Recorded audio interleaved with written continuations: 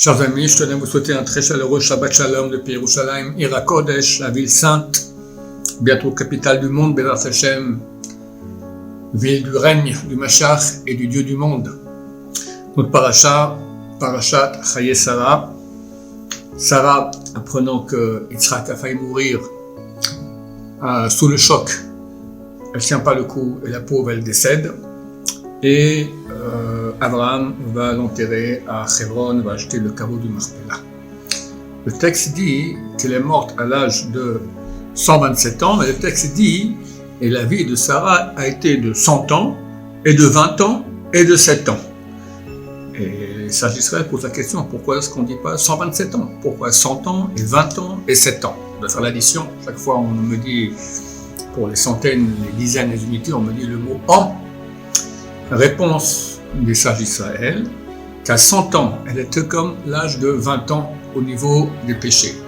À l'âge de 20 ans, le tribunal céleste ne juge pas. Jusqu'à l'âge de 20 ans, on est innocent. À l'âge de 100 ans, elle est innocente, elle n'avait aucun péché.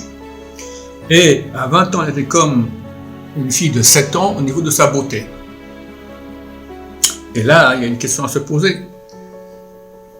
Pourquoi est-ce qu'on nous parle de la beauté de Sarah? Je veux dire, tu me dis maintenant qu'à l'âge de 100 ans, elle n'avait aucun péché comme une fille de 20 ans, j'entends, c'est vraiment une très grande qualité, elle est propre de tout péché.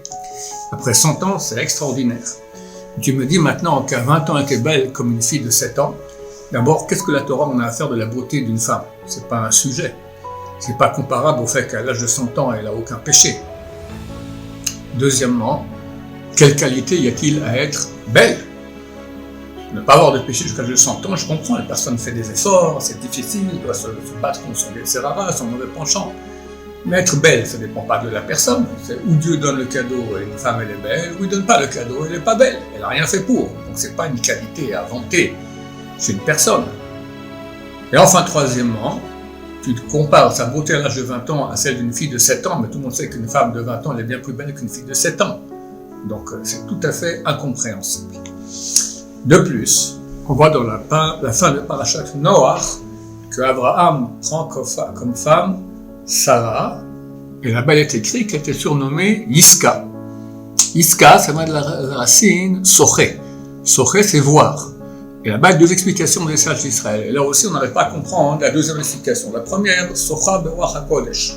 Elle voit avec l'Esprit Saint. Donc elle voit plus que ce que le commun des mortels voit, tout ce qui n'est qu'avec tout ce qui est matériel, elle voit comme les prophètes, comme les gens. C'est écrit qu'elle avait un esprit saint plus grand que celui qu'Abraham avait.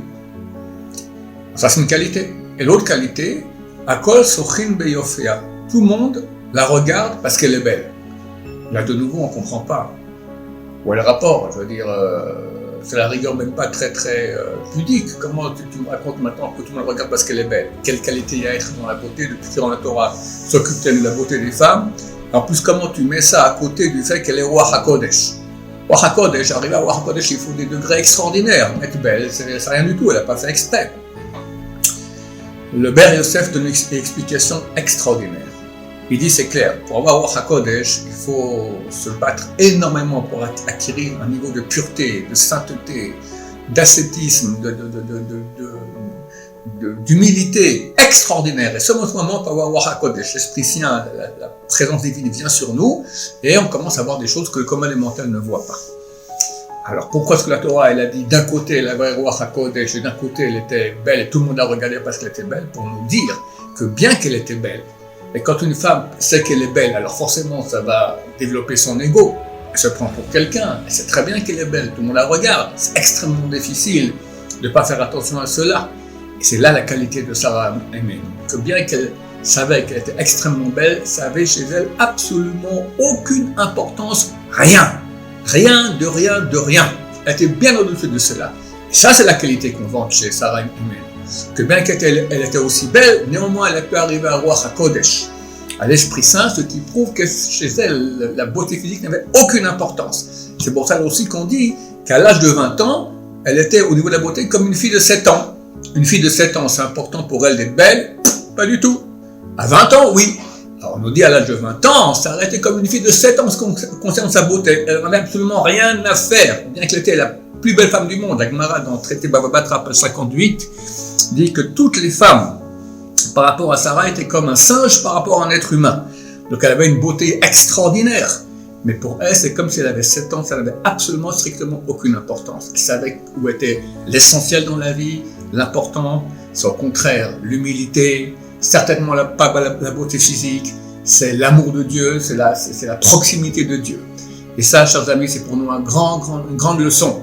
Que, évidemment, on a une partie de notre Neshama qui aime Dieu, qui est proche de Dieu, on a une partie qui est animale. Elle qui aime les belles choses, la femme aime être belle, les hommes aiment regarder des femmes belles, d'accord. Mais on doit comprendre que c'est pas du tout, mais vraiment pas du tout ce que nous devons être. Nous, on doit se battre contre ces pulsions animales et au contraire devenir des personnages complètement spirituels. D'autant plus que nous savons que Mashiach il arrive, c'est une question de quelques jours, semaines, à tout casser quelques mois.